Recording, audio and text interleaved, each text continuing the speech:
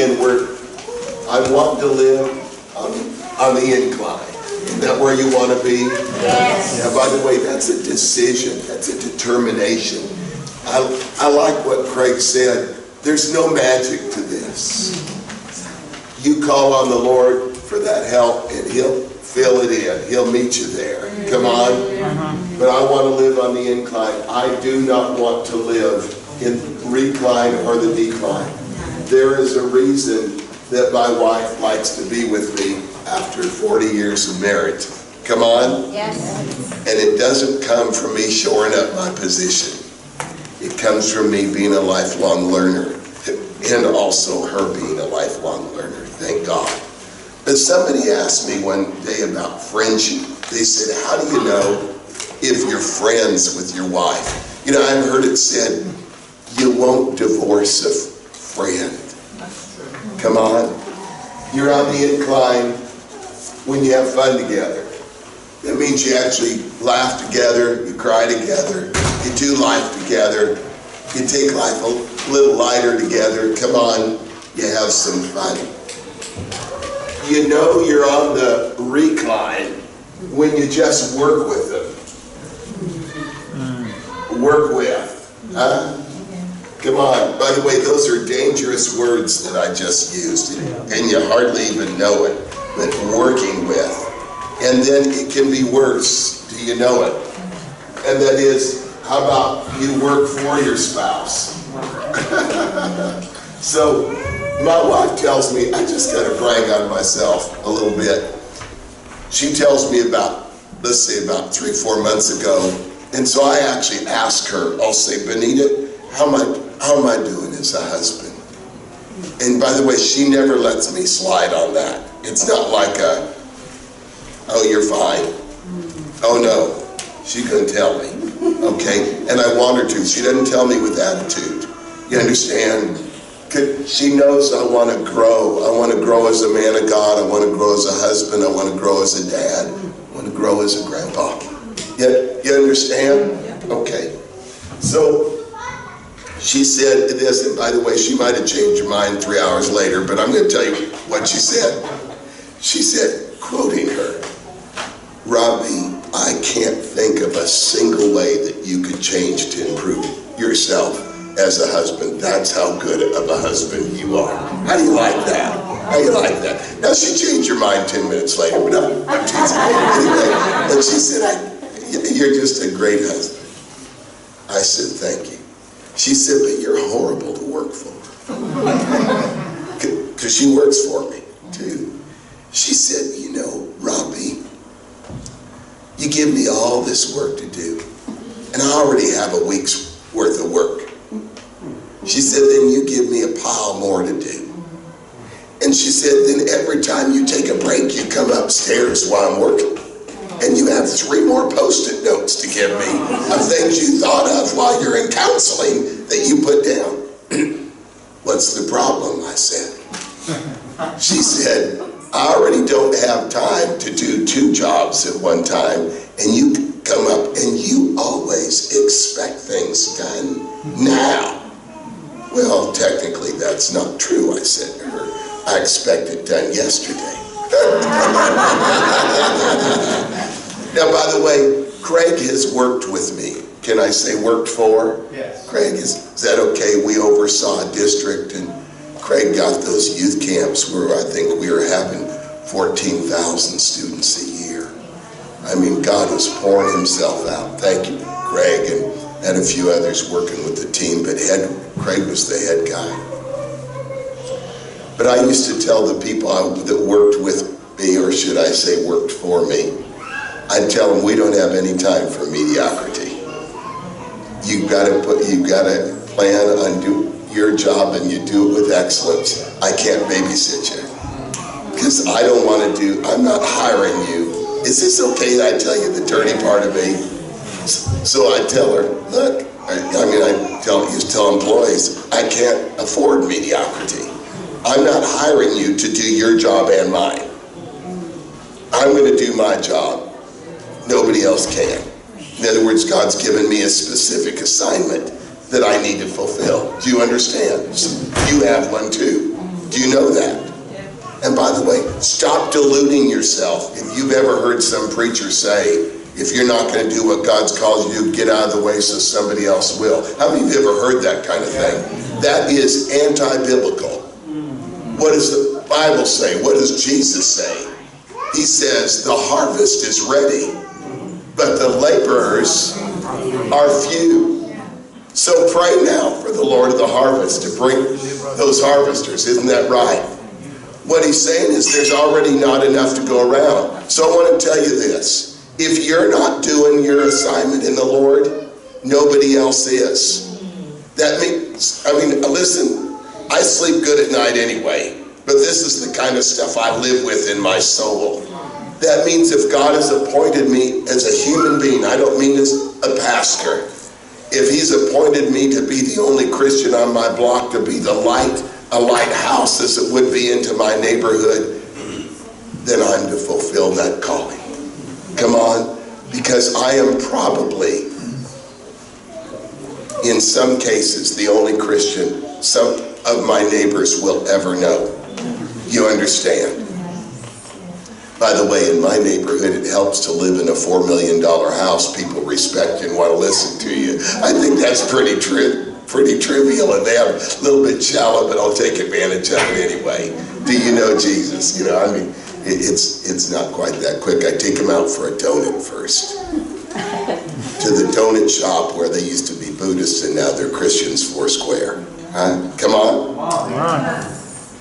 So is the store owner next to them and next to them. Hey. Huh? They actually like me. It's a miracle. So I asked Benita, she's telling me, she said, Robby, you're a hard man to work for. You're always expecting things. I said, all right, tell me the bottom line. What are you trying to say? She said, I want to be your wife before I'm your employee. You got it, girl. I'll never treat you like an employee again until I've treated you good as my wife. How's that? She said, we'll see how it works out. All right. You know, I don't know, I don't want to put, if this was all men, I'd prefer it. I'd prefer all you women just put your hands over your ears and hum so you can't hear me in a minute. But she's threatened me a few times. She'll say, you keep that up, I'll quit. Oh no, oh no. Don't you do that, don't you do that. No. You know what, she wants me as her sweetheart and her friend, not as her employer. And commonly in churches, I don't know what your dynamic is like, but, you know, we kind of go as a team. How many of you do that too? Kind of go as a team. And sometimes we can become over expectant of our spouse. And we need to get a grip on that and begin to love them as our spouse before a fellow co-laborer. You understand? How many of you say that's pretty good counsel, Robby? Raise your hand if you agree with. All right, all the women just raised their hand. How about number 11, dealing with seasons of change? So the key is that you need to find mutual things in an ever-changing target. The target is moving. Come on. Moving. That means what we used to do in connecting together in one season doesn't work in the next. Here's an example. We used to go, I remember when we first got married, we had no furniture. We literally had a milk crate turned on end to use it as a lamp table for our first lamp. By the way, we weren't unhappy over that. Do you understand? Yeah. That we'd go out looking at this thrift store, or this flea market, or that store as if we had money. And, you know, we'd go out looking for things. And we spent our time furnishing. Well, I want to tell you something. Our house is furnished. Do you understand? Yeah. I don't want more furniture in the house. Benita, if you're viewing this online, we're done buying furniture.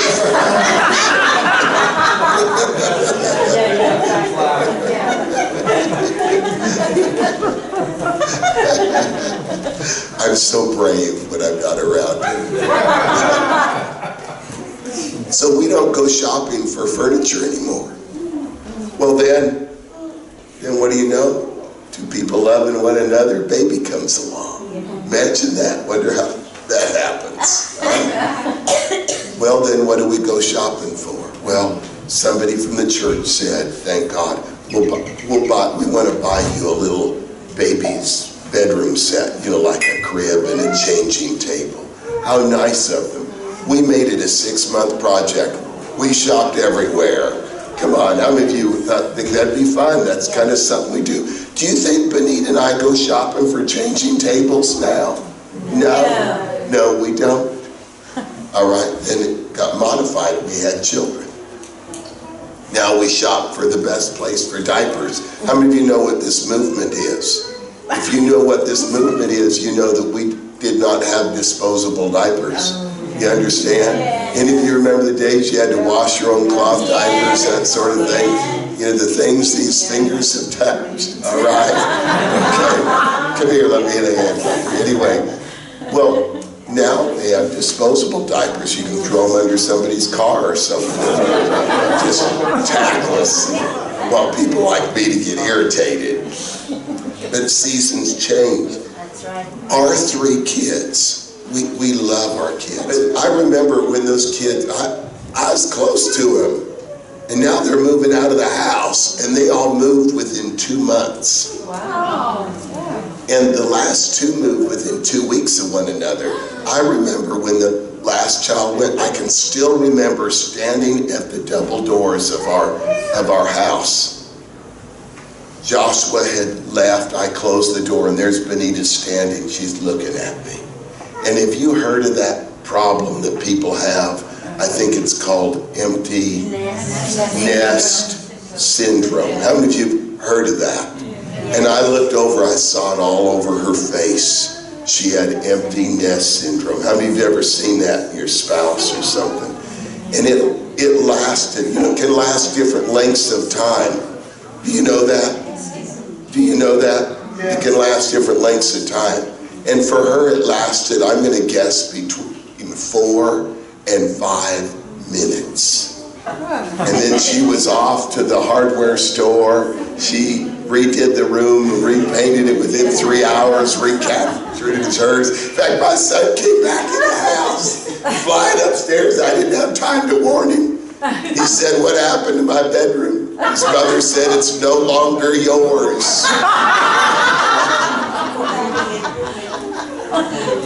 He said, what happened to the stuff I left in the closet? She said, you shouldn't have left it in there. It's in the garage. It was going in the trash on trash day. She said, when you move out, you move out. That girl, I'll never threaten you with the same.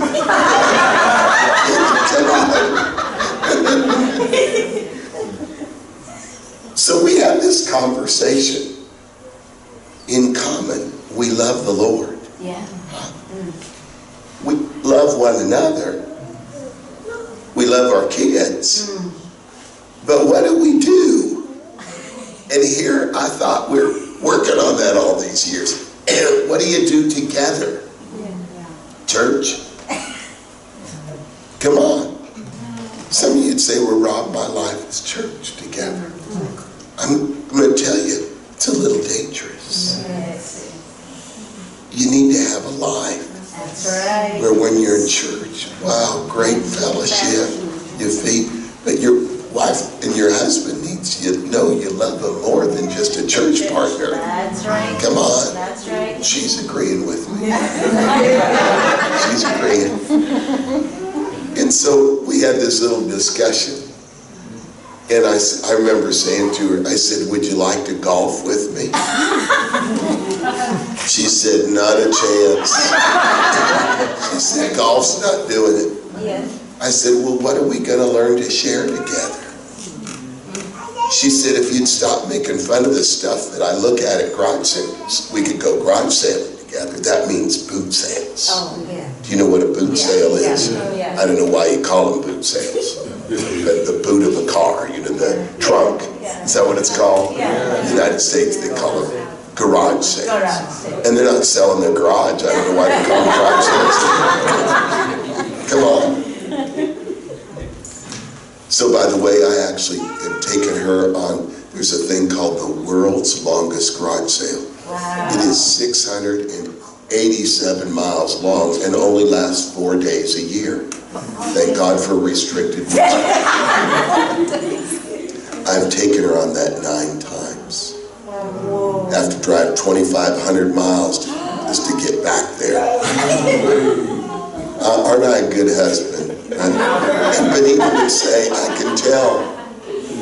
By the way, she does all that to shop so she can sell it in California to make profit for those kids and those orphanages.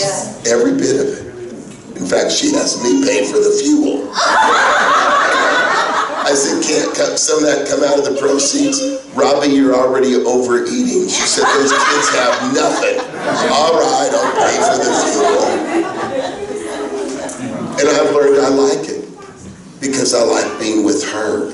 Do you understand? That's right. I also like eating fried peach pies, and they make them along there. You understand? She doesn't want me to put her down or put down what we're doing. In other words, that steals from it. It's not like, well, if I have to do this to be with you, I guess. No, that's like your wife making love to you in the middle of it, saying, I'm just doing this out of obligation. That's right. No, I want to, is that okay that I said that? Yes? Yeah, sure it is. We all want to be loved. Find a mutual play. Otherwise, you have little in common. This is the line. Little in common. Oh, or the only thing you do is you go out and play with your friends. Now, by the way, playing with friends can be good. My wife likes it when I go out with a couple of godly Christian men. She thinks I'm a better husband because of it. Let's go to the next one. Relationship-oriented. Design that God has for marriage. If you want to agree with that, we might not agree what the design is, but there is one. So let me see how many of you I can capture. I'm going to watch your eyes. Let's say that there is a purpose to marriage. And what would be some of those purposes? Just quickly, one-liners. Companionship. Oh, I like that. What's your name? Abby. What a sweetie she is. Companionship. All right, companionship. How many agree with her? That's right. It's her companionship. Somebody else. To replenish the earth. To be replenished. To replenish the earth. Oh, replenish the earth. Yeah, that's fine. I thought you meant that I get replenished. Well, I suppose that can go together. Replenish the earth. My wife might say it's already populated. We had 3 kids. I started talking about 5. I got tired of sleeping on the couch. I finally conceded 3 it is. Anyway, replenish the earth. What else? New journey. New journey. A journey? Yeah, new journey. What's the first word? New journey. New journey. Boy, it sure is, isn't it? As iron sharpens iron, so the sparks fly upward. Oh, this is a new journey. Was it okay that I said that? I like that word though, a new journey. Yeah. So let me add a couple, can I? Yeah. Okay, I'm going to see if you agree. By the way, you might know it by now. I'm just sucking you into something. Do you know that? I want you to see if you're living the purposes of God. So I'm trying to get you to commit to something because I'm about to show you in a way that's upside down, in a way that's not to happen. Okay? So if you agree heartily. If you disagree, you better disagree, but I'm not trying to set you up to disagree. You understand? So would you agree that 2 are better than what? Yes. How about Ecclesiastes chapter number 4? 2 are better than what? If one falls, the other will pick him up. By the way, that means periodically your husband's going to falter a little bit. maybe start to fall. And it means periodically your wife is going to fall a little bit, falter. But your job, come on, if you want to be a Bible Christian, stop going by culture, start going by Bible. This is it. Yes, sir. My job is to pick my wife up and help her get to the finish line the very best I know how. Do you understand? In other words, maybe God didn't give my wife to me so I'd be happy. Maybe he didn't give me my wife so she'd fulfill everything that I think a woman ought to fulfill that only God can fulfill. Are you working with me on this? Yes. Maybe Ecclesiastes means something in chapter number 4, where two are better than one. If one falls, the other's to kick him while they're down. Oh no. The other one's to seek revenge. No. The other one's to make them feel bad on how personally they're taking it. No. Two are better than one. If one falls, the other's there to pick them up. Amen? So, also, there's a lot said about two. Two or more, we talked about this, agreed on any one thing, God will do it. Huh? One can fight 1,000, two 10,000. There's something about a battle that can be won when a husband and a wife will be together and say, honey, I give myself over to you, that I will be he that will be your best sponsor to do the very best. But also, when it comes to battle time, we're going to agree together to fight for victory. Amen? How many say there's some purpose to marriage? Yes. Now, how many of you are already having a rub against you? The other one, you think, oh, that takes a little aligning to get there. Come on. Huh? Sure. So, let's add something to this to make it ugly. You ready? Yep. How many of you are ready? Yes. Okay. So, let's add strategy and structure. I'm talking about relationship orientation. This is the who. The purpose is the who we are. You got that? This is the how. This is the why. Huh? Kind of the what's. Can you go with what better? How about the what? So we're talking about who's going to pay the bills. Who's going to work? Because, by the way, can't live on love. Don't you agree? I mean, eventually, this boy wants food in his belly. So, at least in the United States, for about half the population, they have to work for an income. That was meant as a brief little slam against the United States when I said that. Let that simmer a little bit. Be glad you live in Great Britain. But somebody has to decide to go to work. Who's going to be? Well, maybe when I go to work, I want a better job, and so hey, education would be nice. But where are we going to live? Who's going to pay the bills? We have a little saying between me and Benita: first person that does it right gets to keep it forever. My wife's really good at the checkbook. Yay! Periodically, she threatens me, especially when there's not enough numbers in the checkbook. You understand what I'm saying?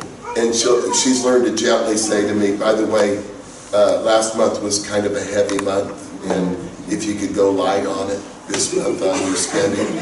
I would say, that's a nice way, she said. Stop it! Stop it! Now, I don't give her a bad time, but somebody has to pay the bills. Somebody has to wash the car. Somebody has to change the oil in it. Come on. Somebody has to fuel it. By the way, I got to tell you, it was so funny to me the other day. My wife and I went to the gas station before we went to the airport, and she was driving. She didn't even know which side to pull up on the gas station. I just laughed until I almost fell out of the car. I said, girl, that's because I always fill that car out. Listen, in 40 years, I think she's gone to the gas station 4 times. She's gone more often than that, but it was humorous to me in a self-patronizing way. Come on. How are we going to raise the kids? Who's going to discipline them? What will our parameters be? Do you notice none of this is going into purpose? Are you noticing that?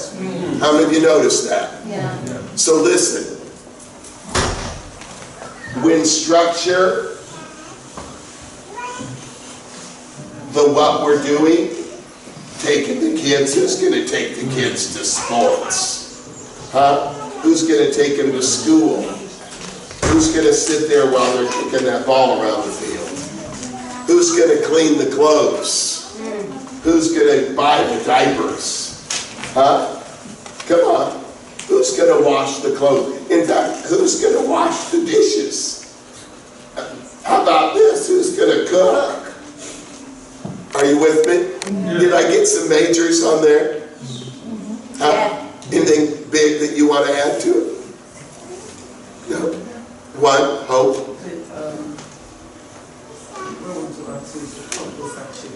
I can't hear you. The purpose. The purpose. Oh, we'll get there. We'll get there in a minute. So, I'm just on strategy and structure. So, you're busy. Oh, you're busy. Oh, you're busy. Aren't you busy? Aren't you busy? Your schedule is so busy. Doing stuff. Huh? You're busy doing stuff.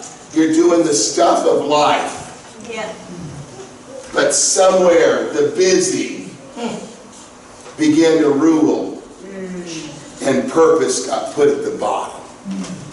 And then you wonder, 15 years later, well, I'm not sure I love her anymore.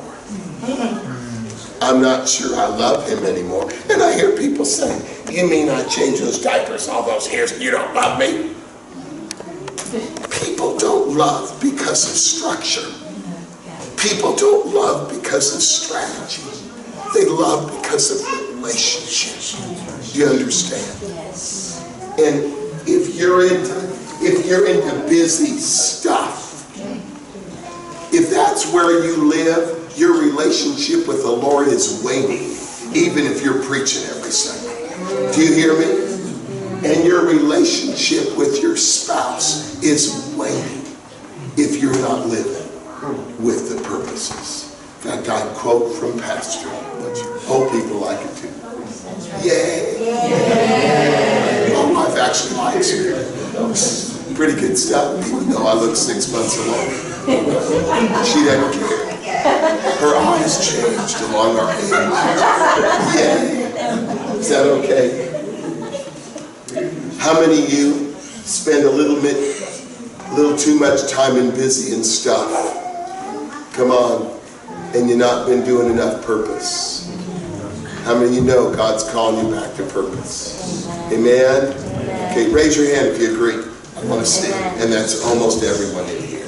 Relationship orientation. All right, we have one more. Is that right? Yep. Did you get something out of that? Yes. Okay, so if you want number 12, it was purpose, then it was strategy, and it was structure. I just decided to model it a little bit differently so I could confuse hope. Okay. Let's talk about number 13 briefly, and then I'll go through the notes and we'll be done. All right? But I hope it's not as painless as that. I want God to change me. You too? Yeah. So, there are 3 kinds of love. Actually, there's 5 major types of love listed in the Bible, but I'm going to go with the top 3. Guess what the first one is? You guys are scholars. The first kind of love that is our unconditional love. Anyone know the Greek word? Agape love. Agape. Okay? And agape love is the love that because he loved me, agape. Because he loved me, I love you. In other words, I don't. Oh, that is supposed to say A-G-A-P-E. Agape. It's just that I write in chicken scratch. You understand? I can type well, though. Here's what agape love means for your home. It means Jesus loves me. And my reaction to his love goes out to you. You become the recipient of my love for him. You understand? It is unconditional. I don't like saying this because this is a trial for some of us. Because we want conditional love. In other words, I'm not going to let her get away with that. You understand? There's a little bit of that in most of us. And Jesus wants to wipe that out with the greatness of his love. You understand? So agape means your spouse receives. I mean, you want to be a biblical Christian or a cultural Christian? Make your choice. Now, I guarantee you, it's the love of God that attracts people to us. That they'll then believe. They will know you are my disciples by the love you have for one another, the Bible says. Amen? Amen. You read the same Bible I do. Agape, God's unconditional love, that he happens to think that he loves us in such a way, he equips us to be able to love others. And there's another love. It doesn't fit well in this model, but I'm going to pretend it does, so you pretend with me. Phileo love. It's the love of a friend. And boy, thank God, I have friends in my life that are closer than brothers. I have, and that's why I know they're praying for me right now. And they'll wait for the report in a little while. You know, just, hey, things, I'm still doing okay. And they know that I'm fighting a cold, that kind of thing. They're interceding. They become sensitive to the Holy Spirit as to how to pray for you, because you have to listen to me. All right? But phileo, I love my friends. Craig is a friend of mine. Do you understand? Craig's a friend. Thank God. Jonathan, you're my friend. You're my friend. Nigel, you're my friend. Where's Abe? Is it Abe? The Bob got me the tea. Agile. Is he over there? Did he leave with the kids? No. Down there. I see him over there. Yeah. He's my friend. He got me tea. All right. The love of a friend. And that's a good love. Yes. Well, there's Eros love. And that's where we get the word, where the word in our language, erotic, that sort of thing. Or as you would say, Pastor, replenish the earth. Okay?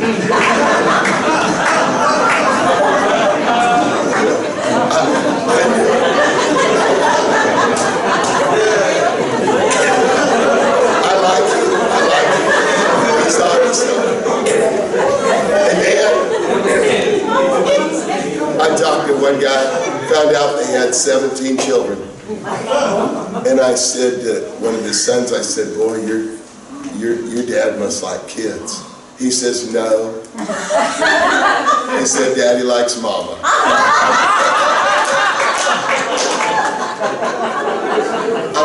Do you agree with that, Pastor? Come on. You want to listen to me. Scientists say that this has about a 3-year shelf life. Scientists say this has about a 5-year shelf life. This is unconditional. It goes on and on. The interesting part is, this keeps this alive. Yes.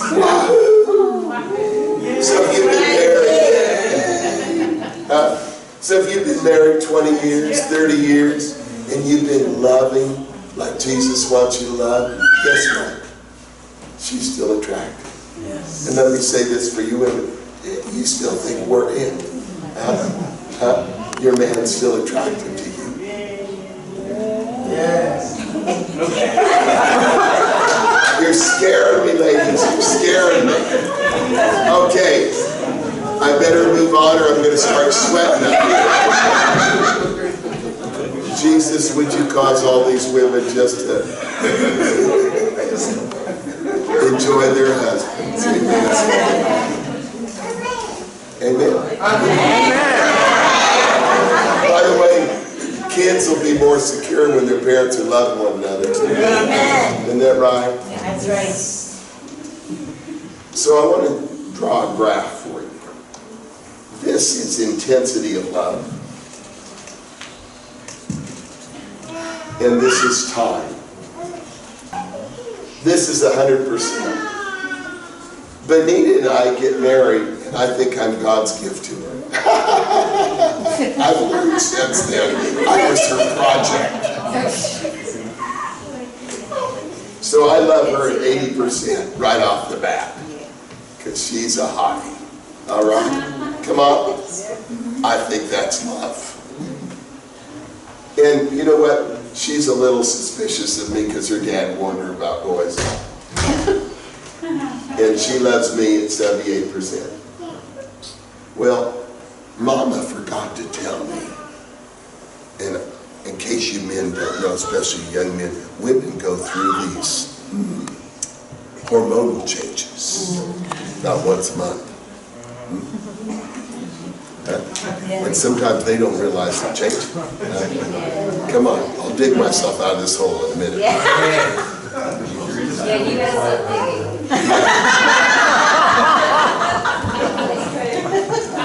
And no joke, a couple weeks after we're married, crying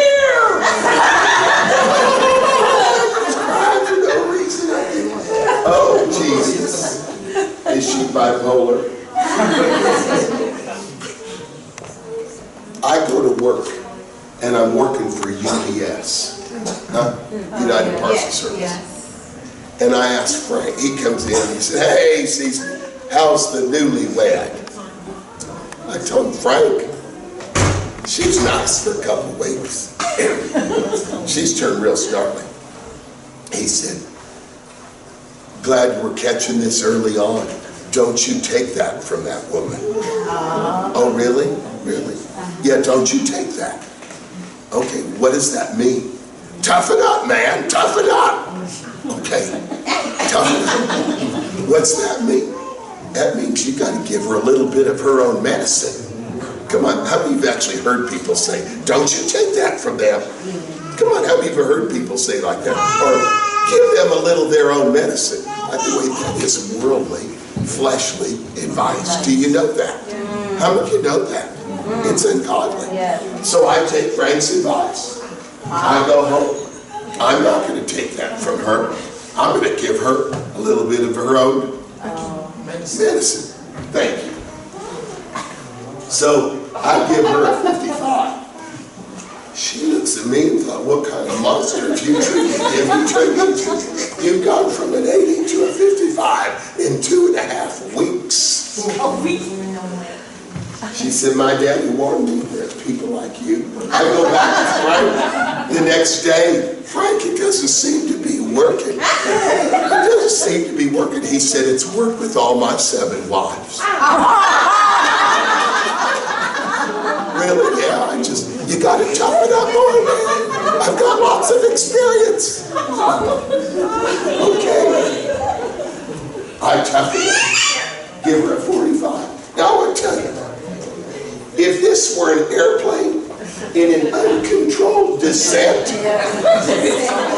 someone's going to be pulling the ripcord about like that. Say, I'm out of here. The plane's going to crash. How many of you agree? Come on. By the way, I've been with people that give bad advice. Do you have time for a story? Yes. I'm on an airplane with Benita flying United Airlines. Don't fly United, fly Virgin Atlantic or something.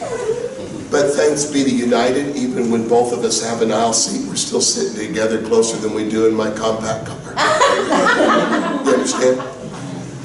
I was ministering in Washington, D.C. all weekend. I was tired and just dog tired. Had to switch planes, be de-iced 3 different times in Chicago. I just thought, God, get me on that plane and get me back to Los Angeles where I belong. You understand? I thought, who do I have to sit by? I don't know if you've ever done this getting on a plane, but I can spot the aisle, and I'm looking down that aisle and thinking, okay, there's a lady in seat A and B, and I'm in seat C, but they're talking to one another. This is a match made in heaven. I can be alone, even though I'm sitting closer to them than I've sat by my wife for a week, thanks to United Airlines. So I'm sitting there, I'm thinking, all I want to do is read my journal. Come on. And I wanted to read my Bible, do some journaling, eat a United snack pack for $200. Try and get some cheese and crackers, you know, and then sleep the rest of the way. It sounded pretty good to me. I'm in the middle of my journaling, and these two ladies are talking. I should not have been eavesdropping, but I was. Lady next to me worked for Hewlett Packard. She was head of human resource for the United States. Prestigious position. That's Lady B. Lady A, she worked for a competitor, but I'm going to talk bad about her, so I don't want to tell you where she was working, but she worked in human resources. They figured that out. Lady A was just chatting. Thought, thank God she's not Lady B. Okay, so is this okay that I tell you the truth? So they're chatting back and forth. And Lady A says to Lady, B, oh, how long you been married? Oh, 21 years. Oh, that's very dear. How long you been married? Oh, I've been married 4.5. Oh, how you get along with your husband? Oh, man, he's just a really neat guy, and oh, my heart goes pitter patter for him, all that kind of stuff. Then Lady A says, how about you? How do you get along? She said, we get along fine. What do you mean by fine? She said, I mean, we get along fine. We have our ups and downs. She said, we have our challenges, but that's part of life. We're learning to grow through them. She ends up saying to her, you need to get rid of your man and get yourself somebody that lights your fire. I'm thinking, really, Lord? All I wanted to do was journal, snack pack, and sleep. Tap Benita on the shoulder, pray for me. What you gonna do? I hid my Bible. No joke. In fact, it was this Bible. I had it with me that day. I hid it under my journal because I didn't want to discredit the Lord in case she slapped me with what I was about to say. This, by the way, true story. I thought, I'm not leaving this alone. Still feel emotional about it. Hid my Bible. Man, yes, she thought I needed a vent adjustment or something. I said, could I speak with you for just a minute? She looked over, she flipped over like this, like kind of aiming at me, I thought, dude, I'm going to be smacked. I said, I haven't been mean to eavesdrop, but I have. I've heard you and Lady A talking. I said, I just want to say, if you're considering the advice she gave you, life can go from bad to worse. She said, you sound like you have something to say. I do. She said, get it out. I said, there's a place in your heart that only God can fulfill. And we can expect other people to fulfill it, and we're strangling them. But there's a place when we get right with the Lord, and we know Him, and He loves us, and we love Him. And I'm telling her the gospel story in about 2 minutes. And she says this. She said, if you only knew my life, you'd know that God doesn't want me. I said, ma'am, I have been seated on this seat next to you in this plane by God's purposes to tell you He wants you to come back home tonight. She was crying her eyes out within 10 minutes. Told me I was a Christian through my teen years and I ran far from it. She said, I've been so far, none of my family now are Christians. She said, my life has been so blown. I don't know why God would want me back. She gives her heart to the Lord in that process. Just sells her life out. In fact, she prayed loud enough, the people in all 3 seats in front of us were listening. It was powerful. We're bouncing into LA. Remember Lady A? Yeah. She'd been sitting there silently the whole time, listening. You know what she tells me? She said, hey. I said, hey. She said, I'm a Christian too. Now I want to tell you, I was next to the prodigal. And sitting next to her was the prodigal's brother. She forgot her father's business. That's right. She wasn't engaged with God's business. We're pastors, but we're a part of God's business because we're born again. That's right. Do you hear me? That's right. Speak life. Yes. I'm almost done.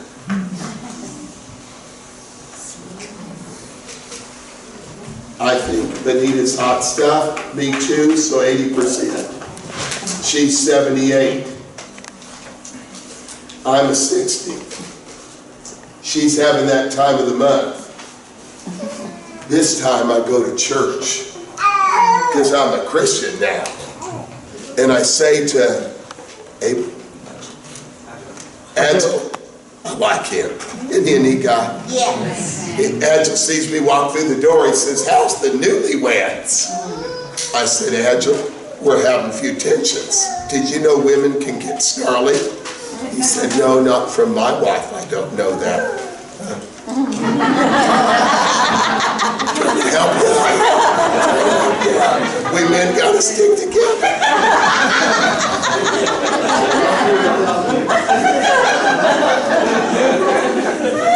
Come on.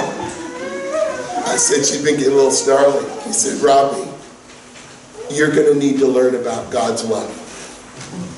You need to love her with the love that God has for you. I don't even know what that means. What do you mean, practically? Kind of spell it out. That means, you know how I saw you worshiping the Lord this morning in church? Yeah. Why don't you start loving your wife with the love that you have for God, that God has for you? He's doing it hard. Okay. I'll try it out.